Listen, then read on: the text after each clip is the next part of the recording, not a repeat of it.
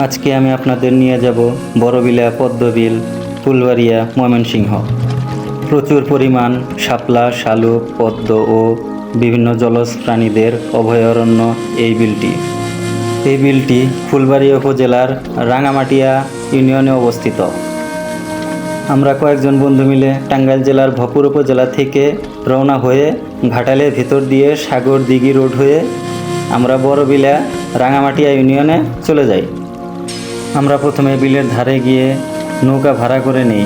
ঘন্টা খানিকের জন্য আমরা 250 টাকার বিনিময়ে এই নৌকাটা ভাড়া করে নিই।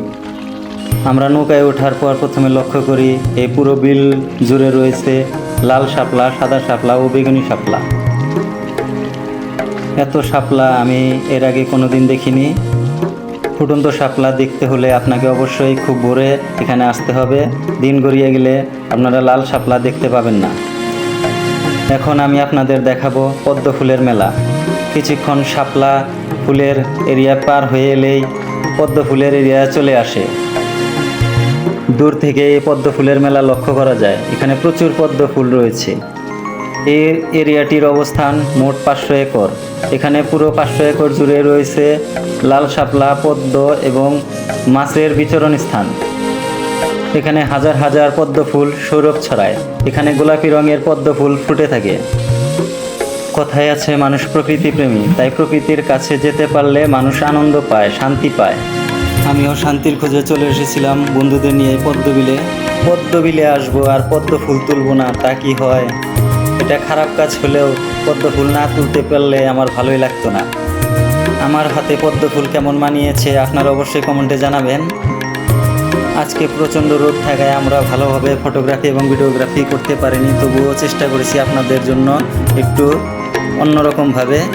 সামাজিক যোগাযোগ মাধ্যম ফেসবুকের মাধ্যমে এই পদ্মবিলটি খুবই পরিচিত হয়ে উঠেছে ইদানিং।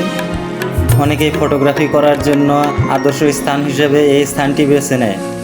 এখানে আসার জন্য কাঁচা রাস্তা ধরে আসতে হয় বলে পর্যটকদের অনেক ভোগান্তি হয়, তাই অনেক পর্যটন এখানে আসতে ভয় পায় এবং আসতে চায় না। তবে আমি প্রকৃতিপ্রেমী, তাই যত রাস্তা খারাপই হোক আমি চলে এসেছি এই পদ্মবিল দেখতে।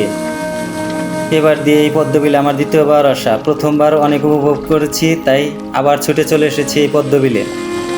বাংলাদেশে অনেক বিলেই বর্ষা ও শরৎকালে পদ্ম ফুল ফুটলেও এই পদ্মবিলে সারা বছরই কম বেশি পদ্ম ফুল লক্ষ্য করা যায়। এই পদ্মবিলের পদ্ম ফুল নিয়ে আমার ভিডিও করতে খুব ভালোই লেগেছে। আপনারা আসলে অবশ্যই ভিডিওগ্রাফি তো করবেনই। আর পদ্ম ফুল তোলা যতই অপরাধ হোক, আপনারাও পদ্ম ফুল তুলে অবশ্যই ফটোগ্রাফি করবেন। পদ্ম ফুল না তুলতে পারলে আপনার পদ্মবিলে আসার কোনো মানেই হয় না। পদ্মবিলের মজাই অন্যরকম। আমার মনে হয় পদ্ম ফুল পদ্মবিলে থাকার চেয়ে মানুষের হাতে থাকলে অনেক সুন্দর দেখায় এবং প্রাণবন্ত দেখায়। এখন শেষবেলায় আমি কিছু পদ্ম ফুল বাড়ির জন্য নিয়ে আসি।